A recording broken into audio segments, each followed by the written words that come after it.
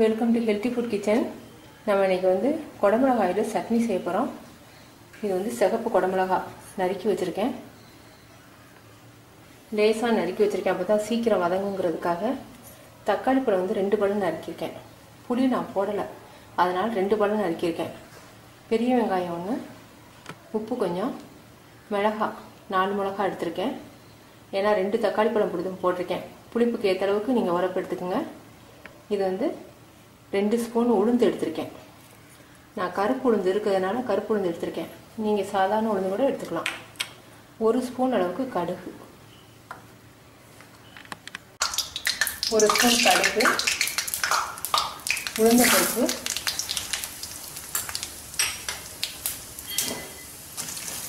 பெருங்காயம் உங்கள்கிட்ட சொல்ல மறந்துட்டேன், கொஞ்சம் பெருங்காயம் சேர்த்துக்குவோம். நான் நல்லெண்ணெய் யூஸ் பண்ணுறேன், நல்ல டேஸ்ட்டாக இருக்கும்.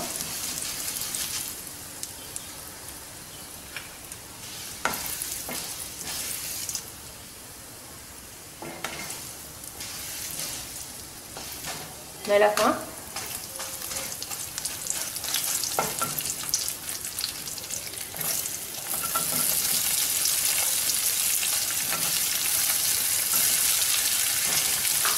வெங்காயம் நல்லா ப்ரௌனாக வரவுட்டி அப்புறம் நம்ம தக்காளியை போடலாம். தக்காளி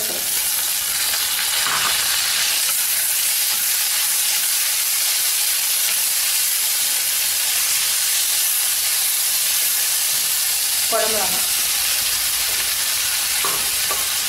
குடமிளகா வந்து பச்சை வாடை போகணும், நல்லா வதக்கணும். அதனால் தேவையான அளவுக்கு இப்போயே உப்பு சேர்த்துடலாம்.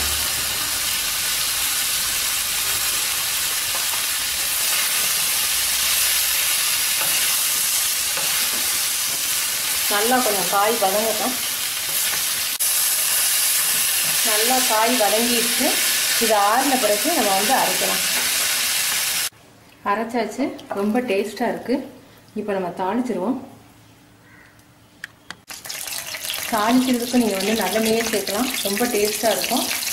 தாளிக்கிறதுக்கு வந்து கடுகும் உளுந்தம்பருப்பும் எடுத்துருக்கேன். இதுக்கு வந்து சாதாரண உளுந்து போடுவோம். கருப்பு உளுந்து வந்து உடம்புக்கு நல்லதுன்றதுனால நான் சட்னிக்கு கருப்பு உளுந்து போட்டேன்.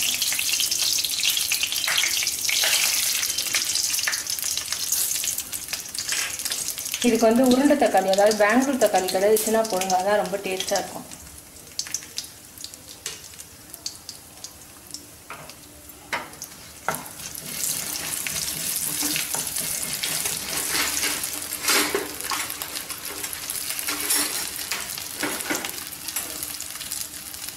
நம்ம குடமிளகாயை கொஞ்சம் வதக்குறதுனால இந்த பச்சை வாடை போய் ரொம்ப டேஸ்ட்டாக இருக்கும். கார சட்னி மாதிரி நல்லாயிருக்கும்.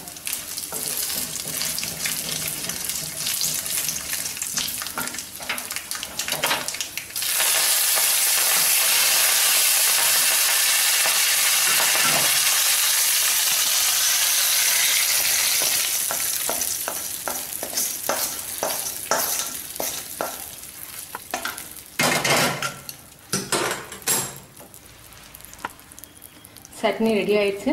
நீங்கள் செஞ்சு பார்த்துட்டு உங்கள் கமெண்ட்ஸ் எனக்கு சொல்லுங்கள். தேங்க்யூ.